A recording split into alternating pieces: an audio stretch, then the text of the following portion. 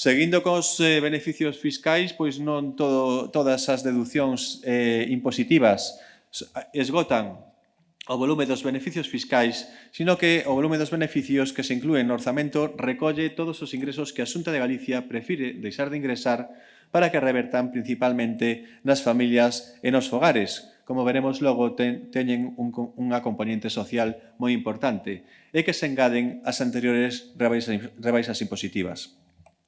Como é habitual, este apartado inclúe todos aqueles ingresos. Para o vindeiro 26, a Xunta de Galicia reforzará de xeito sustancial o volume dos beneficios fiscais hasta os 793 millóns de euros, o que supón 42 millóns de euros máis que este ano.